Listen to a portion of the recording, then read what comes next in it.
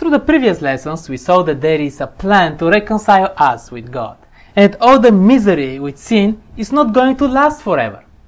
And now we have this eschatological day of atonement. Tetsuo, what impressed you in this lesson? Heaven is under attack. This is the breaking news of the day. The sanctuary is under attack. Daniel 8 describes a horn that interrupts the continual worship to God here on earth. Is it really possible for somebody to replace the high priest Jesus from his service in the heavenly sanctuary?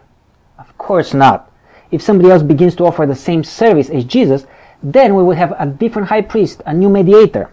And since this is not possible for anyone to take his place in the sanctuary, its power is limited and its influence is limited only on earth.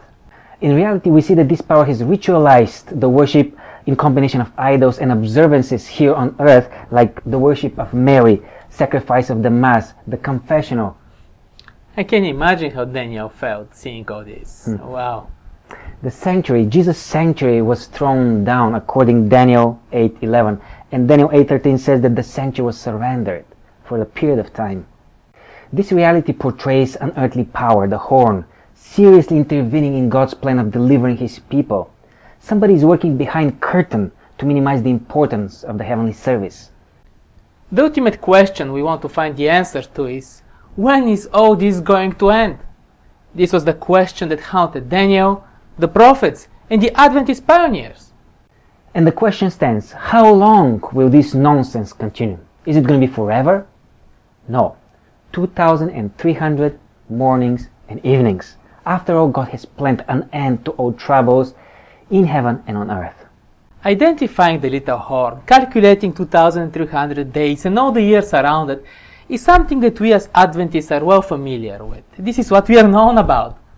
But what does it mean to my Christian experience? There is a big rebellion happening here on the earth. And there is only one way and one place it can be resolved: on the Day of Atonement in the heavenly sanctuary. And this is what brings resolution and clarity for the sin. God wanted to make sure that we know, through the visions of Daniel, that He is concerned and He is working wholeheartedly to deliver our planet from sin. Yes, it does give us much more clarity on how sin is dealt with. It also helps us to understand why we're still waiting. What is Jesus preparing for us before He comes? We mentioned several times that these concepts about the sanctuary are uniqueness that we have as Christian denomination.